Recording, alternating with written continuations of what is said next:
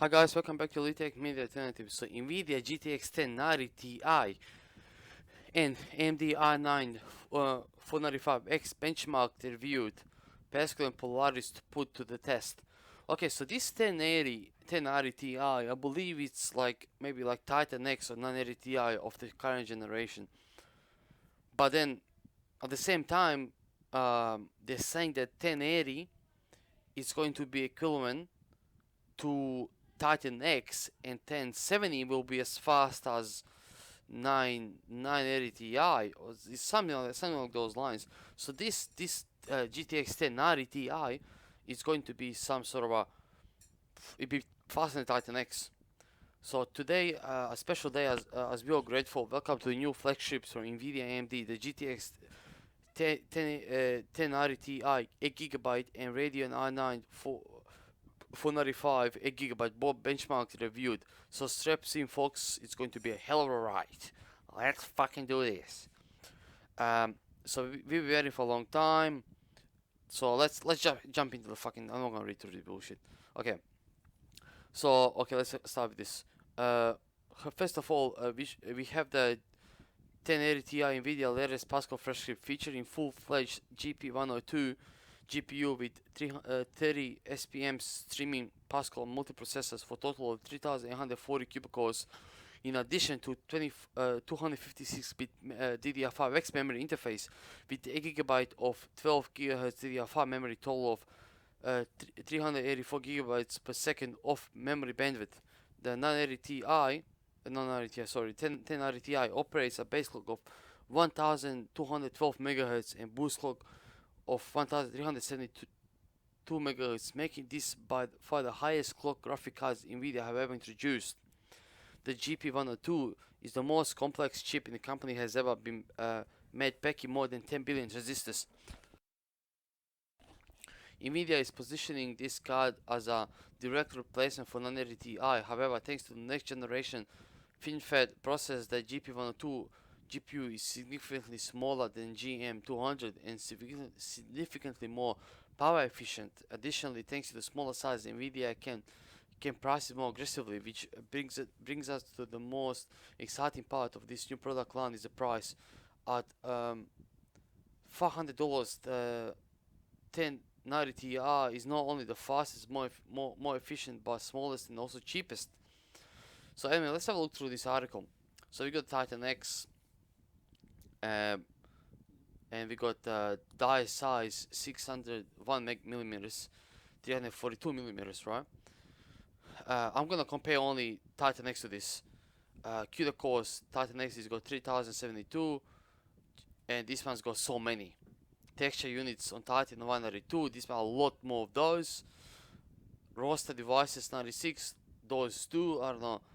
Clock speed really high compared to Titan 1002. Boost clock 189, this is even higher. This is 12 gigabyte DDR5, this is many more gigabytes. Memory bus, oh yeah, they said. So they're just making fucking joke out of this. Memory clock speed 12 gigahertz compared to 7 gigahertz of Titan.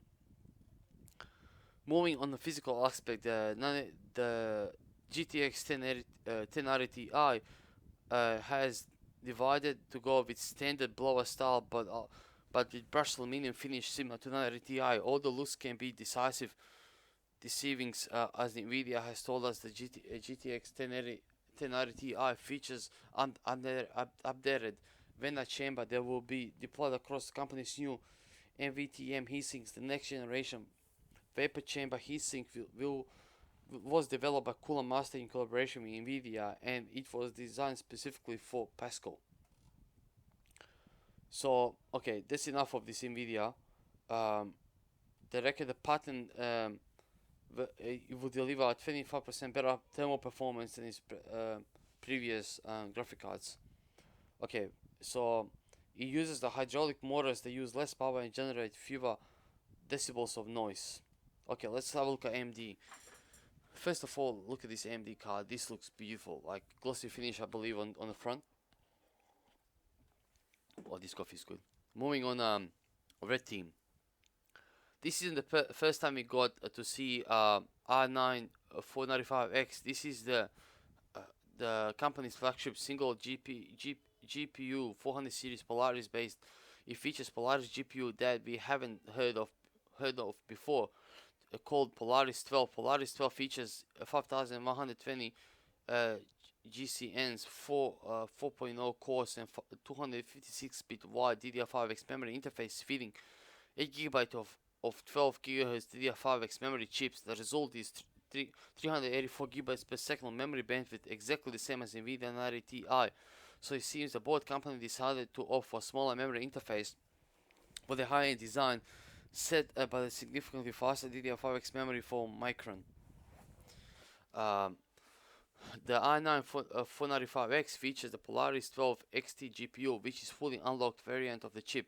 The graphic card runs a boost frequency of 1170 MHz, making it the highest clock graphic card ever introduced by AMD. Once again, thanks to FinFET manufacturing process technology, we are seeing much higher clock speeds than before. At 312, Polaris 12 is the only slightly smaller than GM102, primarily because Polaris is based on 14 LPP manufacturing process from Samsung. nvidia is made using TSMC 16FF process. It's priced at like $500 price, very similar to the very same price as 1090 Ti. Look at this beautiful thing. Like, this just looks, it's a mirror finish on the card. It looks unbelievably, and they reckon it's 30% quieter and 23 cooler than AMD standard design. Wow, this thing looks just unbelievably beautiful. Okay, so let's jump in Solitaire VR. So as you can see here, the i9 beats 1080 Ti probably by few frames per second. Minesweeper again, this one, the 980 Ti beats i9 by few frames per second. Microsoft World, we see unfortunately, like, we see like the performance really is very similar, very similar, but we can see that at the end of the day, drivers will make a huge difference. you know uh, this is just kind of new. It's just been released, but the drivers will improve performance. I remember 970 was against 980 970. There was a 780 Ti, sorry, and 780 Ti was beating 970 in some benchmarks, but now, since nvidia has been releasing newer drivers, the things have changed, and now 970 actually beats the crap out of 780 Ti. But yeah, it's good to see like the sort of results, so we can see what we can expect. Performance is very similar, so it's up to you guys to decide what you want, really. But anyway, guys, thanks for watching. Please like, share, subscribe for more. Thank you.